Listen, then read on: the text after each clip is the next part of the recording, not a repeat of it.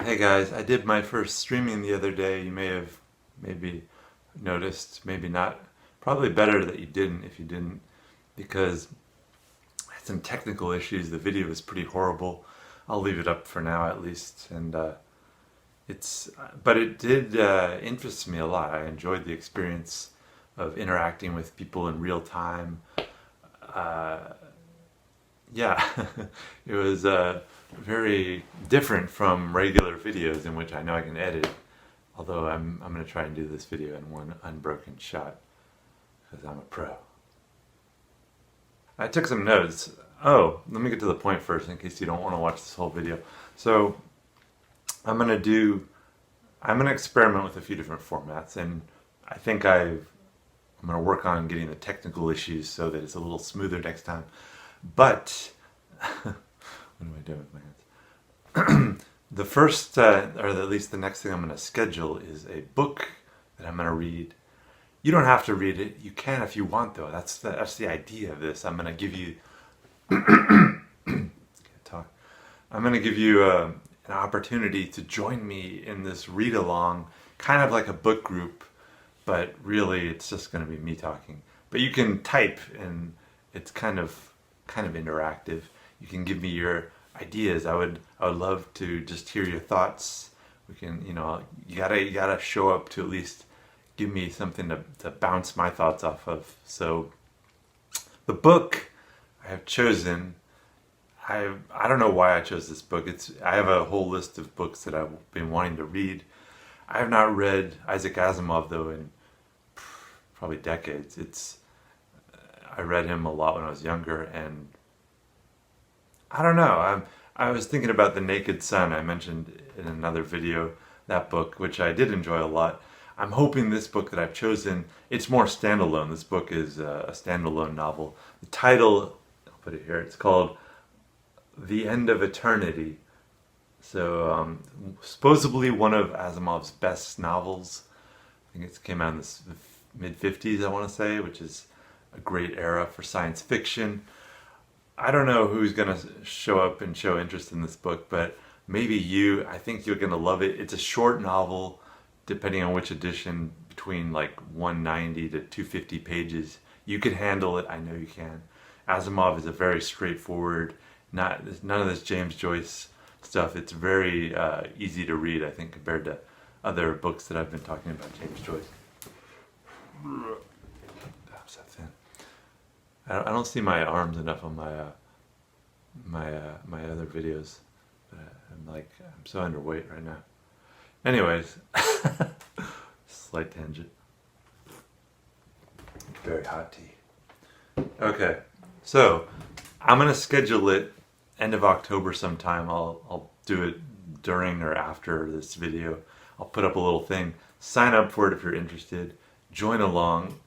It'll be a reading adventure. We'll talk. We'll get all literary. I have no idea. Unlike the first stream, which was that horrible presidential debate, which I'm never gonna watch that stream again because I don't want to watch that debate again. It was just painful. It was torture. But this one, the length is gonna be determined by whatever. Fucking A. An alarm went off. Interruption. I lost my train of thought. One thing, I finished off my weed yesterday, so for at least the next few weeks, I'm off. I'm back in Dr. Jekyll mode. Wait, which one was Dr. Jekyll was like the normal-ish guy, and then, I don't know, whatever. By the time the streaming comes again, though, maybe I'll be back on it. Who knows? I don't know. Can you guys even spot the difference? I don't know. Anyways, oh, my notes. What do I have? So I was talking about streaming. So anyways, that's the short version. Sign up for the book group, set the alert, the alarm, the alert, the whatever, so that you can know about it, you remember, and get started reading that book or audiobooking. I think the audiobook's even, I'm not going to audiobook. I'm going to read it like a reading person, but you can audiobook it if you're lazy. I don't know if there's a movie. Don't just find a movie version and yeah, anyways, read the book. So more thoughts on streaming. I thought nobody would show up, and I was delightfully surprised that people showed up. They interacted and watched that horrible debate with me in some shape or way or form. I'm not going to do like other people's stuff for a while. I'm just going to be me talking and you typing and something like that. We'll figure it out as we go along. So I love when I make videos and I can come up with a video idea, write the idea down, like maybe a little script, and film it and edit it and release it all in one day. I've done it multiple times, but for the most part, especially some videos take much longer, but for the most part I get videos done pretty quickly. But when I get it all in one day, that's just such an exciting feeling. So streaming is somehow even more exciting. It's like I don't even have to edit it. It's done and it's immediately there, immediate interaction with people and hearing their ideas and getting ideas from them. Stealing ideas from you guys is, listen to your people, listen to your audience. I was thinking about coronavirus, how I think we're in this period of transition. Like before coronavirus, some people used video to communicate, but not everybody. A lot of people, most of their daily life, a lot of people did not use it. I did not regularly. I used it sometimes. I used FaceTime sometimes. But for the most part, I did not use video to communicate with people. But since coronavirus, first I started using language partners. So I have a few language partners I talk with through video. Skype actually seems more popular in the South America, Central America world. I'm working mostly on my Spanish, but I've used Zoom, Facebook video, whatever. It doesn't really matter to me. And the point, though, I'm making is that everybody's doing this now. Not everybody, obviously, but a lot of people, a lot more than before the coronavirus. And I think people that do put their image online on YouTube, on TikTok, on Twitch, on whatever, they're people that I can communicate and understand their perspective a little better than people who don't. People that kind of still refrain from that, don't want to have their photos online and stuff. I totally understand that, but once you do it, you realize it's no big deal and nobody cares for the most part. But I think more and more people are becoming comfortable since we're all using video now to communicate with, hey, it's nothing.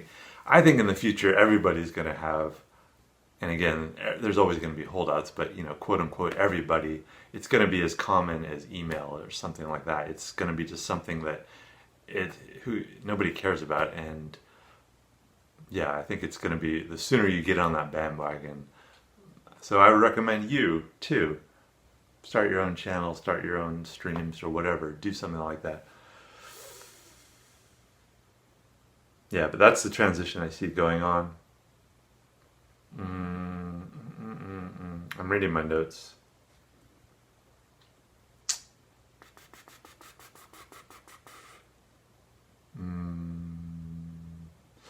I think streaming also reminded me a little, I could see the difference between like theater, live performance, and film, or live performance and music and recorded. It just has a different quality to it, and I don't think either of them, I don't foresee at any point when I'm gonna do just one or the other. I like playing with both. It's just like one more new tool in my palette.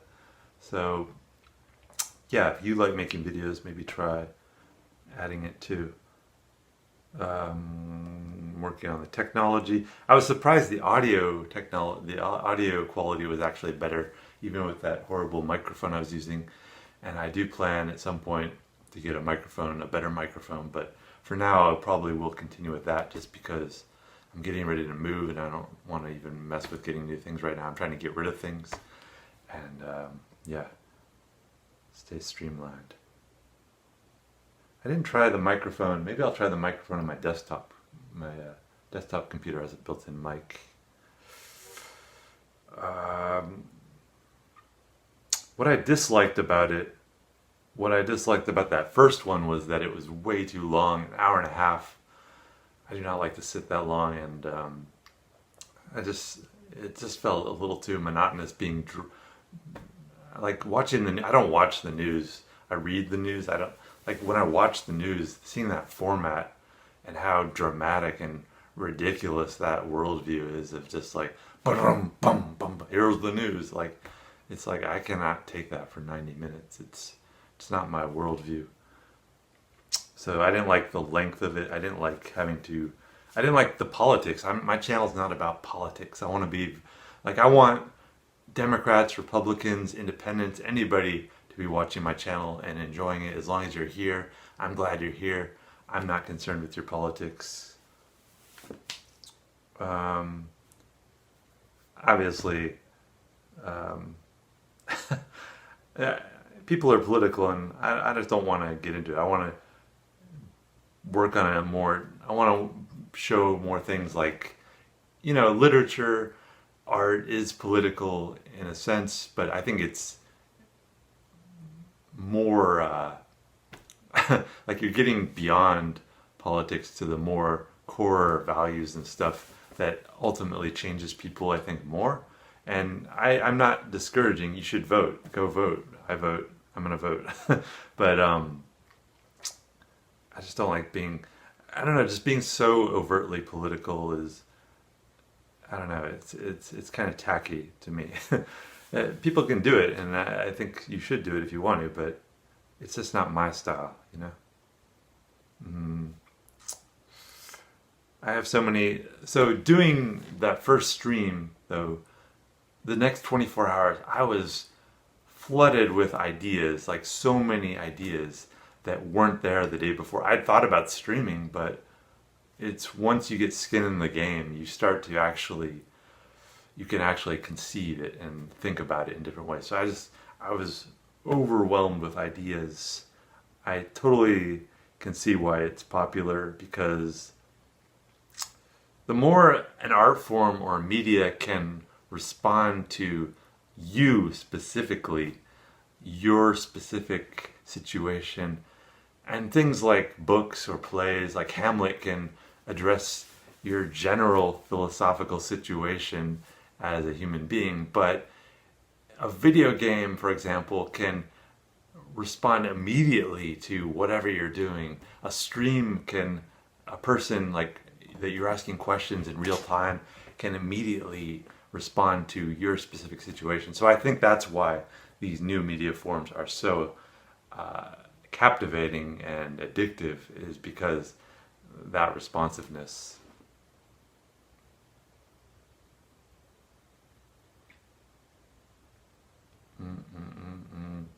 And I totally see why, like, kids are. I've seen kids say things like they were seeing an advertisement for something, and they thought it was a video game, and then when they found out it was a movie, they were so disappointed. They don't like the old media forms. Things are changing. I have so much, like, admiration for the ability of young people to change the world now, and I think they're getting. I study the way that they interact with media, because that's the future, and it's always fascinated me that I think that all the, no, not all, but like, they're just so much more creative than older people. Like people, and when I say older people, I include myself as older people. Like anyone over like 25 is old by this new standard of how they immediately understand new media forms. Anything I do will just be a pale imitation of the true young people these days. So I got a lot of ideas. Should I even talk about the ideas? Well, I want to mention a few ideas, because if you have any ideas for things I should discuss or formats I should do for streaming, feel free to comment. I would love to hear your ideas. But so I had like ideas for like book groups, reading something, not just books but comics too. Like I've been wanting to reread The Sandman, So maybe I'll do a read through of that. But that's a big project, and I've learned always test small before you do a large project. So I'm not going to do a 12 or 13 volume Sandman read through until I find that there's some kind of an audience for that. So I'm just going to start with one book. I actually even thought about doing a movie discussion. Maybe I will do something like that. I'd like to see Tenet, for example. That's been on my to watch list, so maybe I'll do that. I mean, I thought about doing like meditation groups. We'll see. Tarot readings, drawing, music. Yeah, I've also thought about doing like a kind of a video curation course, not course, but like a program where I show videos, kind of like a video DJ, and could include music too as well. I'm not sure how YouTube would respond to that copyright-wise. I've used copyrighted materials in my videos before and they've detected it, but for the most part, YouTube seems okay with it. They just tell you that you can't monetize it and that any money from it, they'll put ads on it and the money will go to whoever owns the copyright. I am okay with that though, because I would rather use the material and be able to talk about it. And I see copyright heading in that direction where they're okay as long as you acknowledge that and allow them to monetize it in that way. And I am okay with that. But for now, I'm not going to do that. I'm just going to keep it slow. I thought about doing drawing programs. Yeah. Just more behind the scenes stuff about how I run. I've been watching, like, I kind of fell down the rabbit hole of the D'Amelios, this family. If you don't know who they are, they're extremely popular social media family. They live, I think, in Hollywood or LA area, and they kind of blew up last year. The two daughters became very popular on TikTok, and then the parents have accounts too, and then they transitioned to YouTube, so they're doing that too, and Instagram, of course. But the point is, I'm fascinated by how people interact with media and how they don't even have content a lot of the time. It's just editing, clever editing, and people are interested in just the experience of having their personality there, and it doesn't really even matter what they're talking about. So I'm just kind of interested in these alternate ways of creating content. Have I said all I want to say? I guess so. I really just like cultural criticism, whatever it is. I love design, I love film, I love books, whatever I want to talk about. Things like that I haven't really explored but interest me a lot, like architecture, fashion. I would love to get into those at some point. There's only so much time and you have to focus on certain things, but who knows? I have tons of ideas, but leave your feedback. Tell me what you think about this book group idea. Please sign up for it, or set a reminder if you're interested, and start reading The End of Eternity, Isaac Asimov, short science fiction novel from the golden age. I don't know, when is the golden age of science fiction? I feel like that is a pretty golden age, because once the 60s came along, the emphasis changed and it became a little less militant. I feel like in the 50s we were still kind of post World War II. People were just like still in the frame of mind that there were kind of Sputnik was happening, and like they were trying, space race was emerging, but we hadn't been to the moon yet, things like that. So everything was still in black and white, and I don't know, I think it's a great era. I'm hoping it's a great novel. I always hope everything I read is one of the best things I've ever read, but usually it isn't. And so don't fail me, Dr. Asimov, and you readers, join along. We'll be discussing it. I'm going to try and, let's see, what's the date today? The 2nd? Late October-ish. I'll create a thumbnail and create it. But I'm thinking like around October 26, 27, late October-ish. I'm going to see what day that is. Probably an evening. So most of you, I don't know, do you guys go to work? But some accessible time frame, and it will be a delight. So join along and give me your ideas in the comments. So I'm babbling, so we're done.